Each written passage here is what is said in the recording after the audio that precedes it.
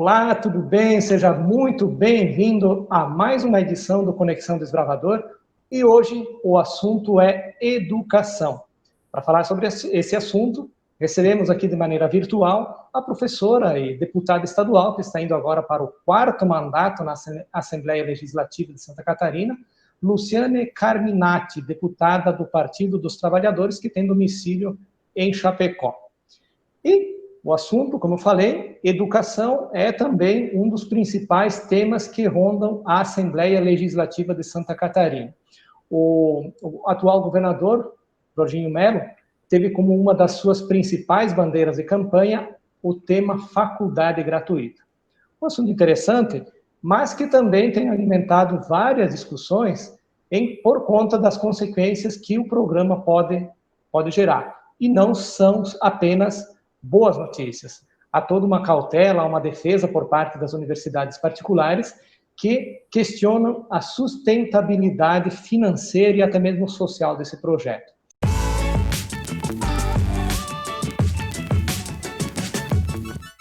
Deputada Luciane Carminati, presidente da Comissão de Educação da Assembleia Legislativa de Santa Catarina, seja bem-vinda a este espaço. O que nós temos de condição, o que nós temos de novidade em relação ao projeto Faculdade Gratuita, a senhora que é presidente da Comissão de Educação da ALERJ. Seja bem-vinda. Muito obrigada, Laurimar. É sempre um prazer estar com vocês, desejar aí muito sucesso para esse ano. Então, esse é um programa que foi lançado no período eleitoral pelo atual governador, e o governador denominou faculdade 100% gratuita. É importante dizer que ele se referia às universidades comunitárias, que são em torno de 14 universidades espalhadas por todas as regiões, e além das 14 comunitárias, nós temos a UDESC, que é a nossa universidade pública estadual e que também integra o sistema comunitário catarinense. Para as pessoas entenderem o que é comunitário, é a universidade pública, mas não pertence ao Estado. A gente chama de universidades sem fins lucrativos.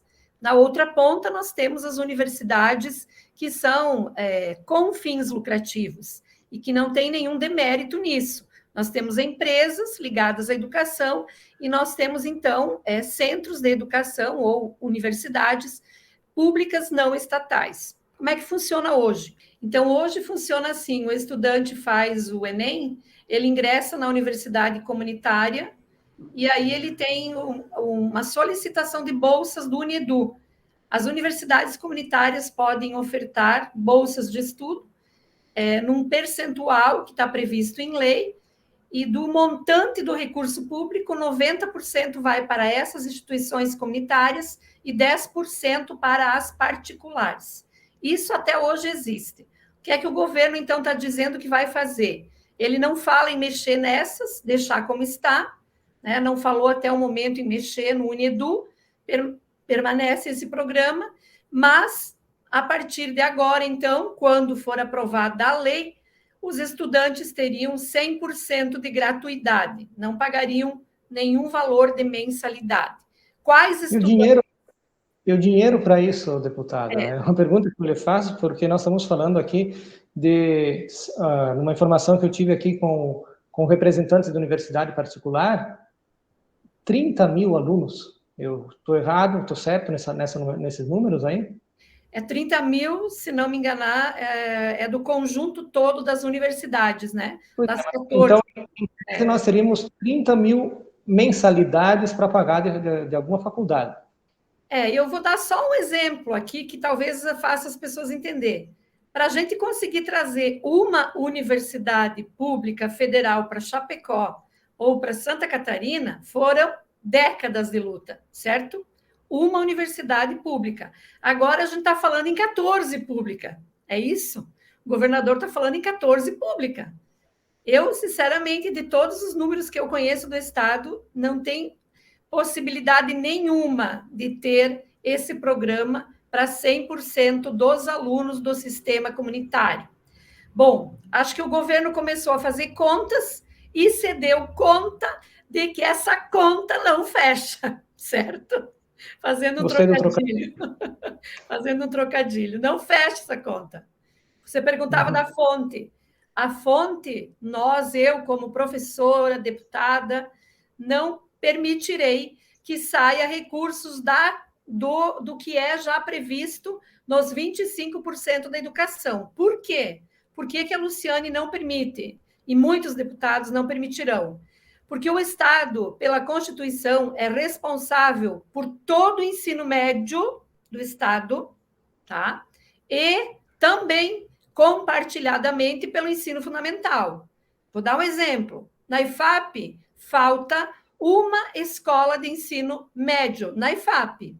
Eu não posso bater na porta do governo federal e nem da prefeitura. É o governo do estado que tem que viabilizar. Para isso, eu tenho que ter recurso. Eu preciso fazer uma boa reforma no Tancredo Neves. Eu tive lá há poucos meses. Precisa de uma reforma, é Estado. Precisa melhorar a carreira dos professores, é Estado. A merenda tem que ser de maior qualidade e quantidade, é Estado. Então, o que eu quero dizer com isso? Não dá para tirar dinheiro do pouco que tem para a educação básica, não dá. Então, esse recurso tem que sair da onde? Tem que sair do Caixa Geral do Estado. Caixa Geral do Estado, acabei de olhar hoje de manhã, a receita de fevereiro caiu mais um pouco em Santa Catarina, tá? Então, significa dizer o seguinte, só se eu estiver muito enganada, mas eu ouso dizer que o programa 100% faculdade gratuita não tem como viabilizar. Certamente, Laurimar, o governador estuda uma outra proposta, que é permitir gratuidade para alunos com critérios. Critérios, por exemplo, de renda, tá? E o critério de moradia no Estado. Se você me pedir, eu concordo? Sim, assino embaixo. Eu acho que não são todos os estudantes do sistema comunitário que precisam de bolsa. Na UNO Chapecó, tem muito estudante que o pai é empresário, né, que tem uma renda alta, profissional liberal com renda alta, não precisa bolsa para eles. Assim Mas aí como não caberia uma fiscalização mais pontual por parte até mesmo da Secretaria de Educação, deputados? Existem mecanismos para coibir essas situações para que um projeto como esse, uma extensão como dessa envergadura, possa beneficiar e contemplar realmente quem precisa e se dê sustentabilidade para a iniciativa? Sim, mas o que eu estou querendo dizer é exatamente isso, que não teria sentido criar um programa novo que de cara já dá 100% de gratuidade, entendeu? Que era a proposta do governador. O que eu estou defendendo, que tenha o critério renda e o critério moradia. Porque senão, daqui a pouco, o Rio Grande do Sul migra tudo para Santa Catarina e o Paraná e São Paulo, porque aqui vai ter faculdade gratuita. Nós não temos grana para dar conta disso. Nós temos que resolver o problema da fila da saúde, tem 1 milhão de outros problemas. Então, a minha defesa, e eu estou falando a minha defesa porque eu não sei como que vai ser o projeto, entende? Se o governador vai dizer, não, vamos fechar um outro programa e vamos garantir todo aluno do sistema comunitário vai ter gratuidade 100%.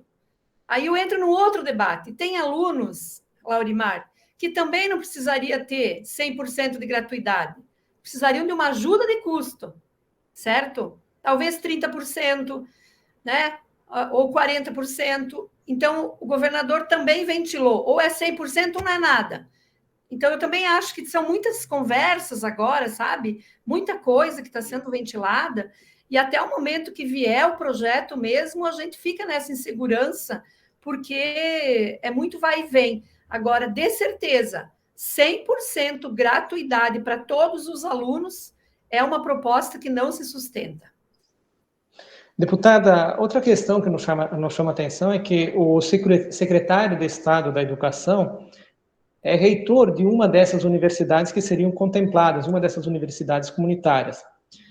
A pergunta que eu lhe faço é o seguinte: até que ponto essa coincidência que tem entre o reitor, o ex-reitor da universidade, ser o atual secretário de Educação? Até que ponto isso viabiliza o projeto ou compromete o projeto? Essa é uma questão bem delicada.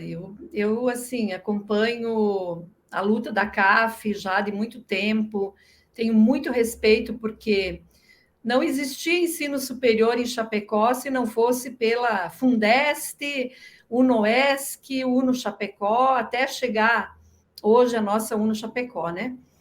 Teve um trabalho muito grande, de muita persistência, de muita luta, de muitos desafios. Hoje nós temos as privadas, hoje nós temos a UDESC em Chapecó, nós temos a Federal. Mas no começo, quem de fato deu a cara para construir o ensino superior e construir profissionais foi a universidade comunitária. E de lá para cá, sempre teve uma relação muito forte do sistema CAF tensionar para dentro do governo isso. Para mim, está muito transparente que essa relação entre o secretário e o sistema CAF já vem de uma aproximação de anos anteriores com o governador.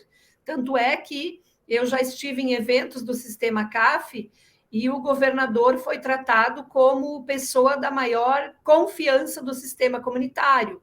Então, me parece meio natural, né, o secretário de Estado, que teve essa relação muito construída de perto com o atual governador, ele assuma esse cargo. No entanto, agora, quando a gente assume um cargo de gestão, você passa a ser o gestor.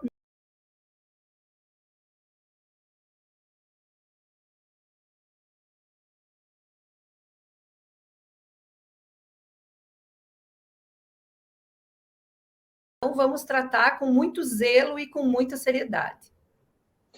Pela expectativa da Assembleia Legislativa, esse projeto chega à casa quando? Dá para estimar? O governo do Estado, por enquanto,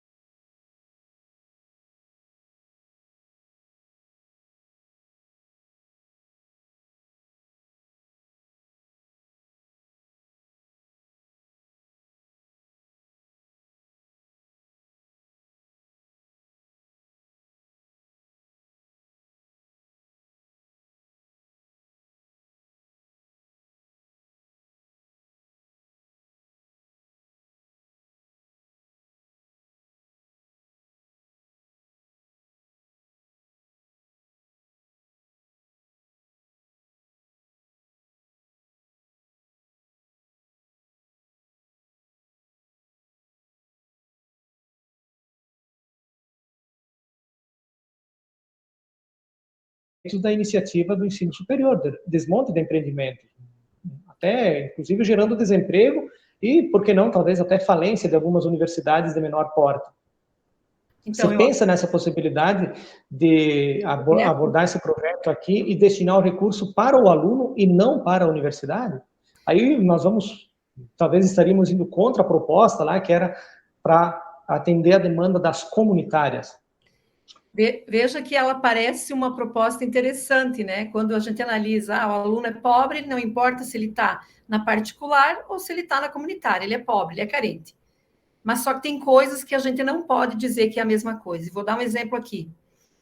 As universidades comunitárias, programas de excelência, e pode ser que as particulares também tenham, mas eu estou falando aqui de uma diferença.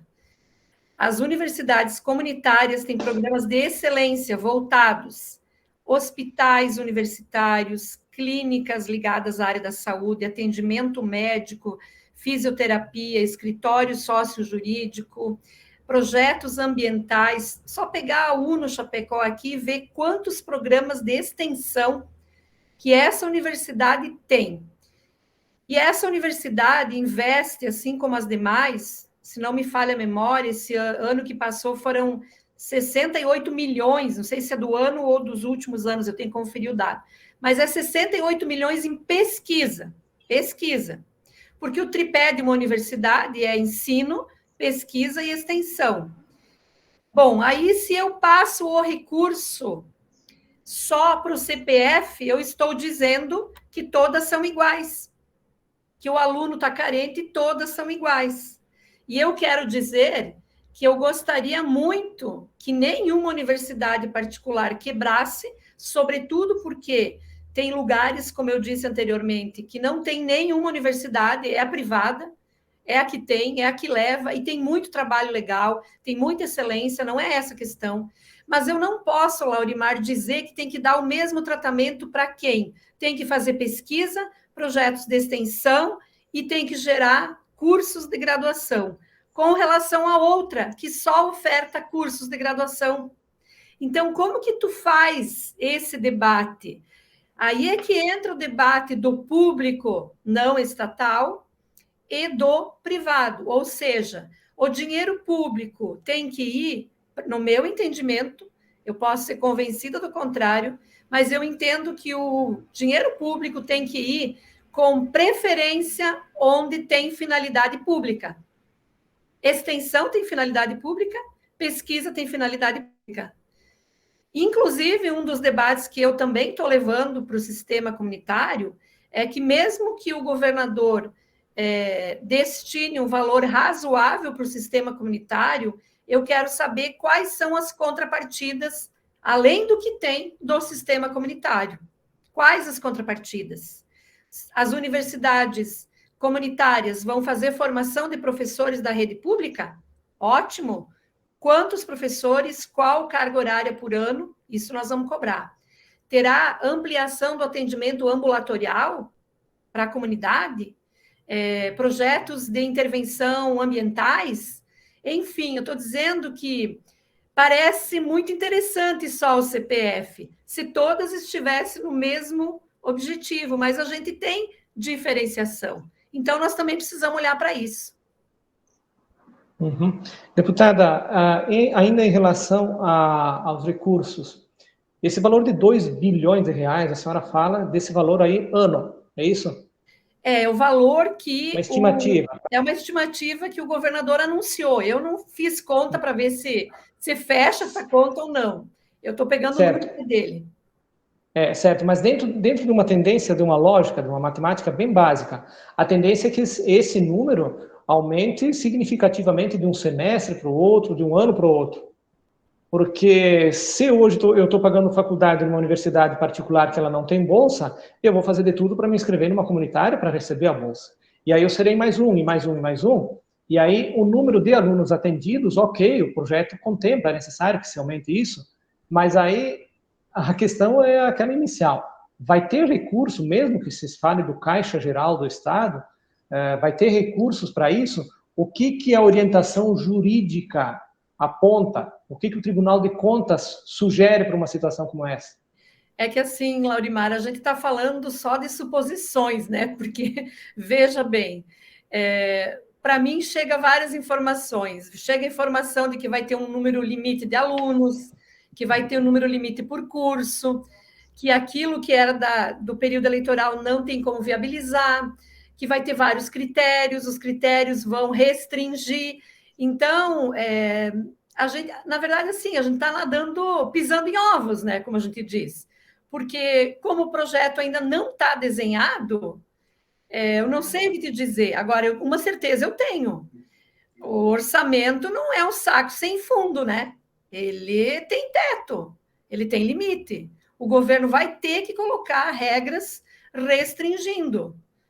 Pode ser regras de quem já está no sistema estudando, pode ser uma regra, pode ser de quem reside no estado há 5 anos, cruzado com a renda familiar, não sei, não sei. Mas tem que ter limite porque não se viabiliza. Agora, outro ponto de vista, deputada, essa foi, como eu falei lá no início, essa foi uma das principais pautas e bandeiras de campanha do atual governador, do atual governador que assumiu agora. Não corre-se o risco da Assembleia Legislativa fazer toda essa reflexão? Eu entendo a sua defesa. De repente, daqui a pouco o projeto não deslancha, em outras palavras, e talvez a senhora na rua, os deputados que forem contra esse projeto, e entendo direitinho a sua argumentação, muito clara, mas correr o risco de a senhora chegar na casa do aluno que poderia estar entrando no ensino médio e dizer assim, ó, por causa de alguns deputados, o projeto da faculdade gratuita não foi viabilizado. Um risco também, né? Por isso que eu defendo: o aluno que é carente, reside em Santa Catarina, tem direito. E o governo é que vai ter que responder. É ele que prometeu, ele tem que responder. Na Assembleia nós vamos fazer o debate, mas é ele que vai ter que responder. Essa é uma responsabilidade do governador, dizer de onde veio o recurso. Uhum. Qual é que é a orientação de bancada que vocês têm por enquanto? Ou estão aguardando a chegada desse projeto oficialmente? Não só a nossa bancada, como vários colegas deputados novos, inclusive, já vieram conversar comigo, de diferentes partidos, e dizendo: eu estou preocupado, como é que vai ser isso? Porque, assim, tem a cidade que o deputado mora, né? Que lá tem uma universidade pública, lá tem uma comunitária, lá tem uma particular.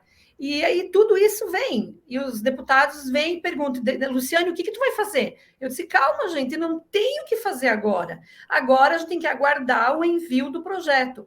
Quando vier, o que eu tenho dito, não vai ter porta fechada. Nós vamos colocar todo mundo na mesa. O nosso objetivo, no que depender da Assembleia Legislativa, eu quero universidade pública para todos os alunos. Eu quero. Mas eu preciso ser responsável com o recurso que eu tenho na mão. Então, a gente vai ter que abrir o debate sobre todas essas frentes. E a gente sabe também da importância social e até mesmo econômica que as universidades têm, sejam elas particulares ou comunitárias, como propulsora do desenvolvimento. E aí eu cito um exemplo bem pontual aqui de Chapecó, a UNOESC, a então UNOESC, Fundest, agora mais recentemente, não tão recente, né, mas a UNO Chapecó, como uma propulsora do conhecimento. E aí nós temos no entorno da própria universidade uma série de negócios que foram viabilizados a partir de pessoas que chegaram na universidade para estudar e, de repente, optaram por viabilizar empreendimentos no entorno da universidade. Então, a gente sabe da força que a universidade tem, não só na formação do profissional em si, mas sim no incentivo e no desenvolvimento de novas opções de empreendedorismo, de trabalho, a ponto que isso provoca ou proporciona uma melhor qualidade de vida para diferentes pessoas, para a sociedade como um todo. E aí pode-se citar o exemplo da Faculdade de Medicina. Tá? Nós temos alunos de Faculdade de Medicina, duas universidades importantes aqui, que é a UNO Chapecó, que é comunitária, mais a federal, e aí muitos desses alunos que se formam nessas universidades acabam montando consultório em Chapecó, porque às vezes se torna inviável voltar lá para uma cidade, para um município de 3, 4 mil habitantes, sabendo que Chapecó tem toda essa oportunidade. Então, a universidade em si, ela tem um papel preponderante no desenvolvimento das diferentes áreas, seja da saúde, seja da administração, seja as engenharias, né? Então, esse que é o gargalo. Então, a universidade tem essa proposta, mas é necessário que, sim, esse investimento público ele tenha essa cautela, esses critérios que a senhora coloca. Uhum. Muito bem. Tá? Eu concordo com toda a tua fala. A universidade é para além da geração de conhecimento, né? Ela desenvolve cadeias produtivas, regiões, áreas, né? Aponta caminhos. Esse é o sentido mesmo. Deputada, teria tanto outro assunto para a gente falar, mas eu gostaria que a senhora também falasse um pouquinho desse início de ano, desse seu quarto mandato que a senhora está iniciando, sobre as pautas, as propostas que lhe motivam a ir para a Assembleia. Depois da eleição a gente não teve mais oportunidade de conversar, de entrevista, o tempo passa, mas fale sobre as suas propostas, já que esse assunto, faculdade gratuita, em outras palavras, roubou a cena desse início de ano, não é verdade? Sim, roubou a cena, nossa preocupação aí. Então, nós voltamos com muita garra, né? Acho que a votação foi muito expressiva, traz uma responsabilidade ainda maior. Eu fiz voto em 100% dos municípios catarinenses, né? Não dá mais para dizer só que é uma deputada do Oeste, é uma deputada com pé fincado em todas as regiões. Cresceu muito o nosso mandato do ponto de vista do diálogo com a sociedade. A gente senta na mesa para discutir com empresários, com trabalhadores, com servidores, com agricultores, com todas as áreas. Nós temos as nossas marcas, que são dos 3 mandatos, que a gente não vai deixar nunca de seguir, que é a educação, as mulheres, né? O nosso Oeste aqui, a nossa Chapecó, são marcas e são atuações prioritárias. Na educação, além dessa questão da faculdade 100% gratuita, temos uma preocupação grande com o novo ensino médio, está sendo extremamente questionado. O Ministério da Educação abriu agora, dia 9, uma consulta pública de 90 dias, e eu já protocolei uma solicitação ao MEC, pedindo uma audiência pública em Santa Catarina, para que o MEC venha ouvir os educadores e pais e estudantes. Então, nós já estamos trabalhando com esta pauta. A preocupação com relação aos aposentados do serviço público que ganham os menores salários e também a carreira do professor. Já tratamos disso com o secretário de Educação, que respondeu que isso também é prioridade desse governo.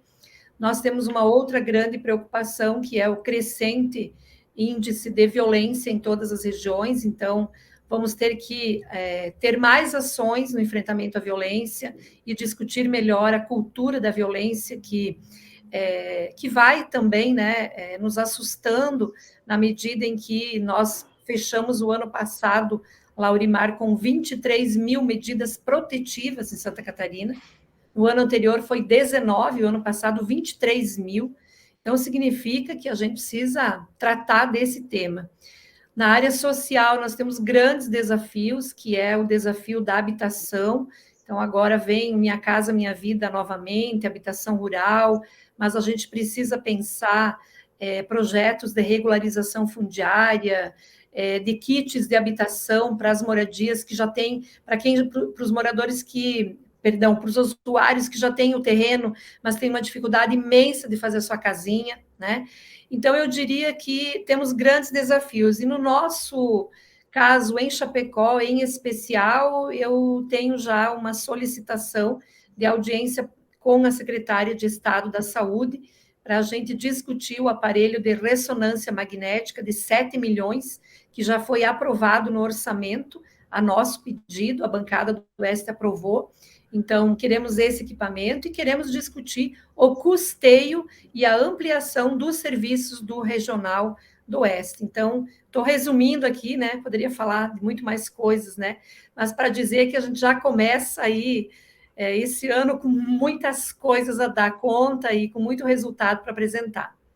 Ok, então, essa deputada estadual Luciane Carminati, presidente da Comissão de Educação da Assembleia Legislativa, obrigado pela sua participação aqui no Conexão. A gente se coloca à disposição para as suas considerações finais.